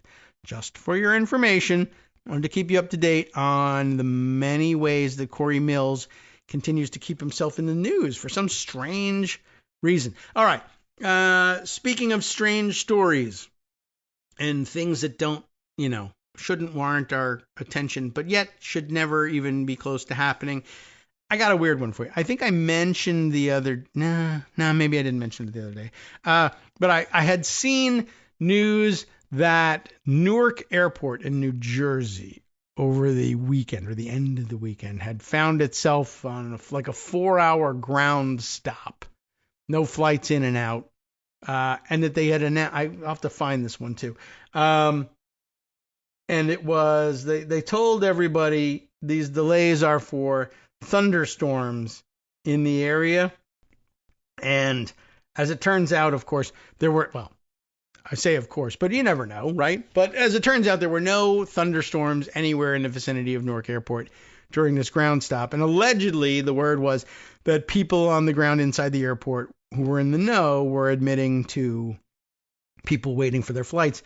Yeah, there's no weather situation here. The ground stop has to do with President Trump and Air Force One are going to take off from his weekend in Bedminster and go back to Washington from Newark Airport. Why Newark Airport instead of, he usually uses Morristown Airport for this?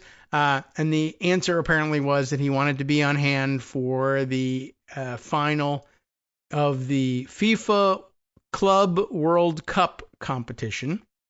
And I don't know whether we get to host that because we're also hosting the next World Cup or whether we're double dipping here in some way or what. But at any rate, they played the game. Chelsea won. They beat, I don't remember, a Paris club. I didn't follow. But anyway, the big victory for Chelsea, etc. And the reason this story makes it to our level is, well, one, he inconvenienced many people in order so he could stick around and see a soccer game. I don't know why they had to have a ground stop for 4 hours, but maybe that's just standard procedure for something like this. Anyway, the bigger story was that Chelsea won, and they had a big presentation ceremony for the fabulous trophy that goes with the FIFA Club World Cup Championship. It's very nice. It's a newly designed thing, apparently with the help of Tiffany's from here in the United States. And it's gold plated and yada yada, the whole bit. Anyway, it's very fancy looking and looks like fun. So they brought the Chelsea club players up on stage, and whatever his name is, the current FIFA president, comes up there with Trump. And this is another guy who's a flatterer of Trump's. And I think I also saw in the news the other day and didn't get around to mentioning it, but FIFA, I guess, has decided to open an office in Trump Tower in New York, because why not bribe the president when you're in the run-up to the World Cup? And FIFA is just kind of a bribing kind of a place, as it turns out. But that we knew that already, as some of the local, I think, what is it, CONCACAF, is that how they pronounce it? The American and Caribbean, North American and Caribbean Soccer Association, Football Association, and that the weirdo guys who ran it also kept offices in Trump Tower. So there's been a kind of a long association between the corrupt weirdos of FIFA and international soccer living in Moss Isley on Earth, Trump Tower. So that was already a thing with FIFA. Anyway, so the FIFA president, whose name is probably in the reporting that I grabbed up on this somewhere, went up on stage with Trump and escorted him up there for the trophy presentation part of the ceremony. Come on now. Somewhere in this has got to be the guy's name, right? It's, all right. Well, we'll run up as soon as we read this part of the story. But the first portion of the story, which I don't have a report on because it got superseded by a more outrageous and ridiculous story later on. Is that it? Infantino? Is that the guy's name? Is it Gianni Infantino? Yeah, there we are. FIFA president Gianni Infantino comes up on stage, brings Trump, says, "Do us the honor, Mr. President, present the trophy to the winning club. Here's the captain of the club here." The whole team is up there, but he presented to the captain of the club. Is it Reese James? Is that the guy's name? I noticed it because he was standing next to Trump in the photos, all of 5'11", taller apparently somehow than the shrinking Donald Trump. Everybody's noticing he's shrinking. In fact, Aaron Rupar the other day circulated some videos of him being interviewed, of all people. He's being interviewed on television because this is how you do these things in a non-biased way. Interviewed by Lara Trump on TV, because why not? And Lara looked like 6 feet taller than the Donald in these pictures. He's a shrinking old man. That's kind of just the way, he's of that age. That's what happens. Anyway, he's up there with Gianni Infantino and Reese James. Give him the trophy, and he does. And then Infantino is in the video here saying, "All right, now come with me. We exit the stage. Now you and I leave the stage, Mr. President." And the players pose for their pictures for the press. And Trump is having none of it. He's pretending he doesn't hear or doesn't understand the hand signals that Infantino is making, offering to leave the stage with him. Trump leaves himself inserted in the middle of the situation, clapping, and with the same doofy smile he had on his face, if you remember way back when he made his first trip to Saudi Arabia in his first term and participated in the sword dance with members of the Saudi royal family, the Saud family, those guys. And he just, that weird, lips pursed smile of like he's stoned out of his mind is what it looks like. And he was doing the same one and clapping, and he's trying to pretend he doesn't know that he's supposed to leave the stage so that he can be in the photos with these guys and live off of some of their reflected glory. As it turns out, apparently the official photos being used by the Chelsea club on their webpage have photoshopped Trump out of these pictures, allegedly. We'll see if we can't find some photo evidence of that for you. Anyway, all of that was pretty ridiculous, and the fact that he was trying to insert himself into the medal ceremony this way was absurd, but it got more absurd. The Daily Beast has this report. Trump kept Gold Club World Cup trophy for himself. So FIFA had to give the winners a replica. This is a very difficult story to believe. And, well, let me just tell it as they said. I'm sure we'll interrupt a couple of times. But President Trump has revealed, and this is bad news for the whole factual basis of the story. President Trump has revealed that the champions of the Club World Cup won't be getting the original trophy because he's keeping it. It is an amazing thing that he would claim this himself as if he were unashamed of it, which is weird. English club Chelsea easily dispatched France's Paris Saint-Germain, perhaps I would say. I don't know. In the finals of the tournament in New Jersey's MetLife Stadium on Sunday, with Trump joining the players for the trophy lift, much to their confusion. So there's a whole article about that part, also available via the Daily Beast. And I don't know whether the same reporter, the byline is hidden in Instapaper, but the reporter on the trophy lift story is Gianna Brancolini. So anyway, back to the Instapaper coverage here of the Daily Beast article. It has since been revealed that the gong, is that a is it a gong? It's not a gong, is it? It looks like a gong, this trophy, although it looks like the parts move like an interlocking, I don't know what, rings that move and spin, maybe. A gong? Gong. Why gong? All right. It has since been revealed that the gong hoisted aloft by the London club's captain, Reece James, was a replica because the president of football's governing body, FIFA, has let Trump use the original as an ornament in the Oval Office, which of course needed more gold, right? They, that is to say FIFA, said, this is Trump's version of the story. FIFA said, could you hold this trophy for a little while? We put it in the Oval Office. Because, of course, that's what FIFA would do. Well, sir, we have nowhere to store this trophy. It's at least 2 feet across. And you know how it is with space and the world, and we can't find anywhere. Maybe the Oval Office is the place where we should store this trophy. So that's the story. Could you hold this trophy for a little while? Well, we put it in the Oval Office. We were doing them a favor, right? We put it in the Oval Office, and then I said, when are you going to pick up the trophy? You're having your tournament. The champions are going to be crowned. They're surely going to need this trophy. I said out of the goodness of my heart, when are you going to come and pick up this trophy? And FIFA, the FIFA president, said, we're never going to pick it up. You can have it forever in the Oval Office, Trump explained in a mid-game chat with the broadcaster. I don't know what this is, DAZN. Is it the network? Is it a person? I don't know. He then revealed to reporter Emily Austin that the victor, Chelsea, actually received a replica of the original for winning the tournament. And they actually made a new one for Chelsea. But right now, the original is in the Oval, he said. So it was like the plane from Qatar. I really like this. Can I have this? Can I keep this? Well, no, Mr. President, we got to, it's the trophy.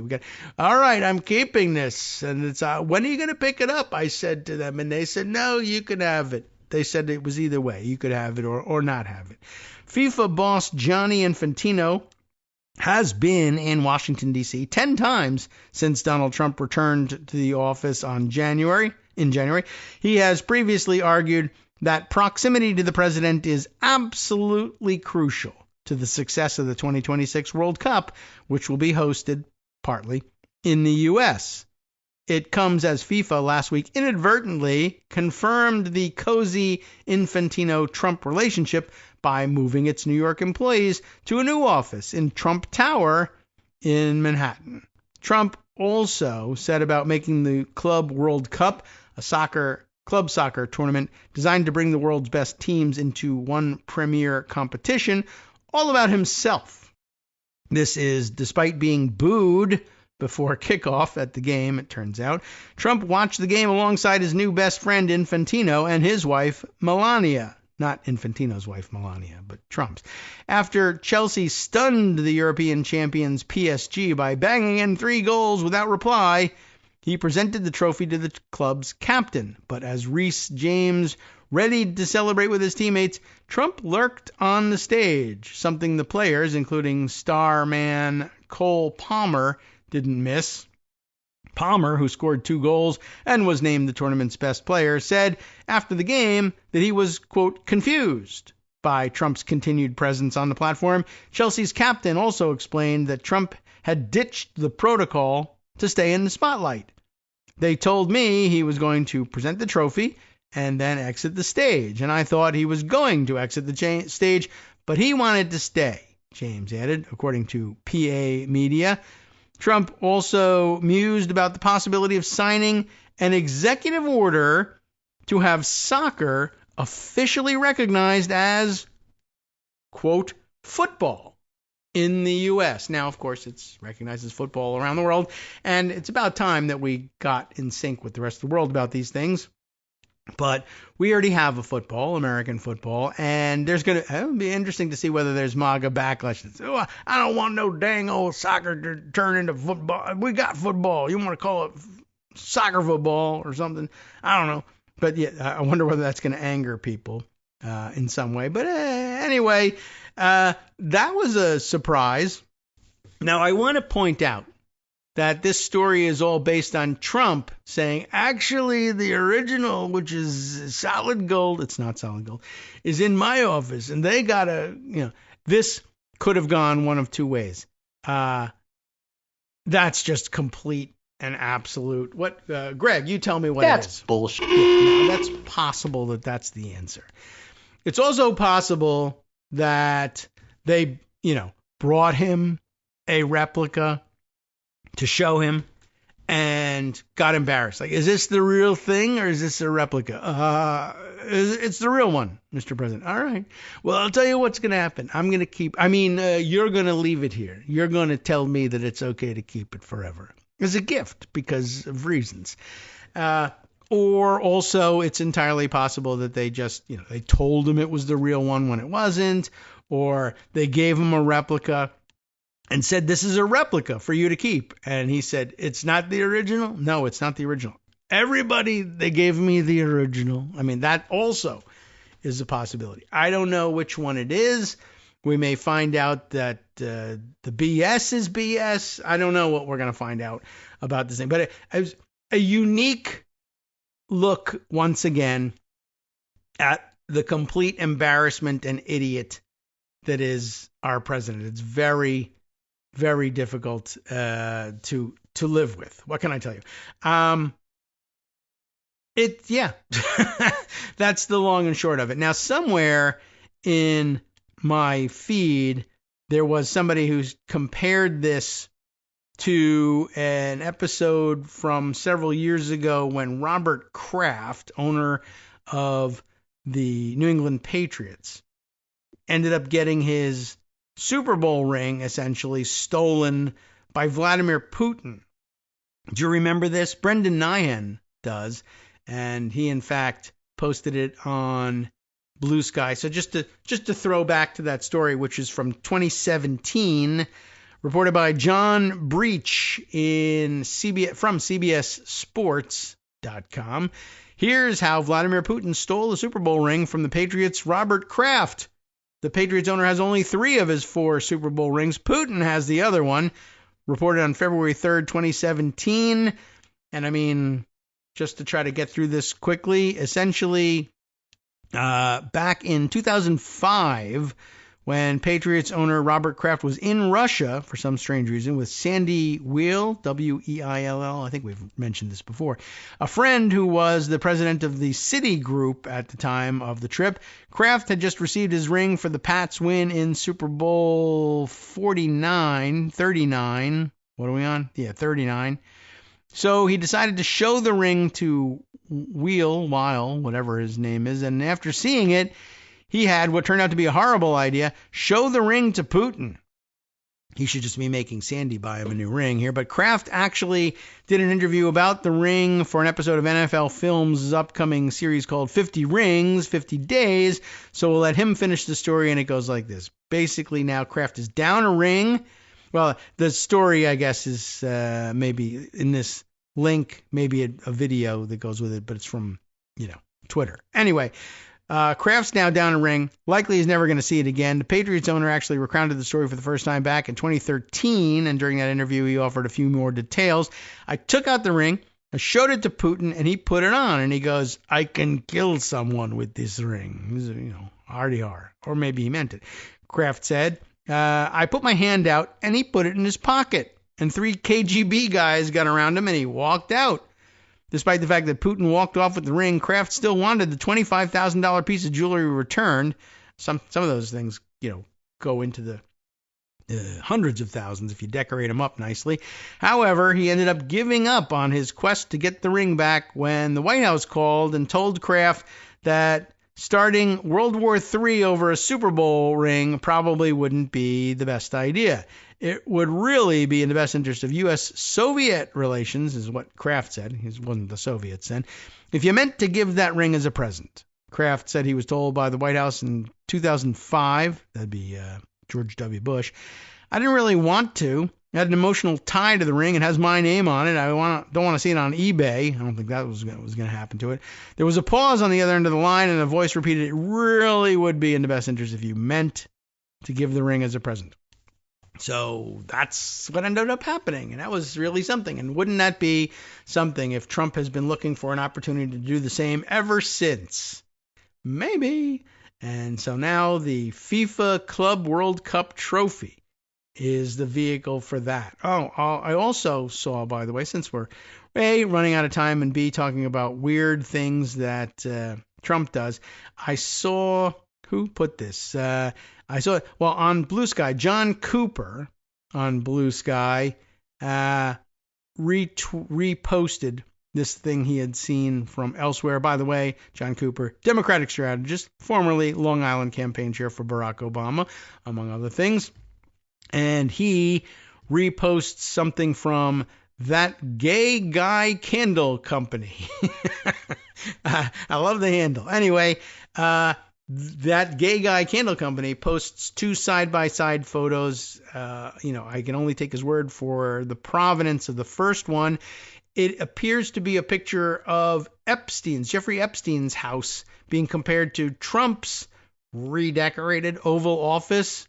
Maybe that's where Trump got the inspiration, and maybe so. Time for me to play this music, though, and get the hell out of here and give Justice a chance to take over. But what is pictured in the Epstein photo in particular is a marble fireplace mantle, not mantle per se, but facade. I don't know what you would call the whole thing that surrounds the thing, if not the mantle. I thought the mantle referred to the shelf above it. But at any rate, all the gold spray painted, plastic, wooden, carved, whatever, doodads and gewgaws that you now see glued all over the marble of the Oval Office fireplace. Decorated very, very similarly, also with all of the gold framing of the various portraits. Overdone cake decoration, just like Jeffrey Epstein, although, Trump's predilection for gold doodads probably predated all that. Maybe Epstein got his inspiration from Trump, for all I know. But it's very interesting that how similar the decoration really is. I used to see this in Jeffrey Epstein's place, and I thought it was really classy. And we should do the same to the Oval Office, decorating his house like the most infamous pedophile sex trafficker ever. But, whatever. Okay. On that note, time to hand things over to Justice Putnam for the West Coast Cookbook and Speakeasy. Guess what he starts off with today? The MAGA SCOTUS looks dead set on gutting the Voting Rights Act again, this time with a North Dakota case, not just the Department of Education case. You have been listening to Kagro in the Morning with David Waldman. Yes, this time a North Dakota case especially teed up to be issued from the MAGA shadow docket. I'll give you one more teaser here. On the rest of the menu, 24 states sued the Trump administration to unfreeze more than $6 billion in education grants. And guess what's happening to them as they dismantle the education department? Stay tuned for that and much more. We'll see you tomorrow.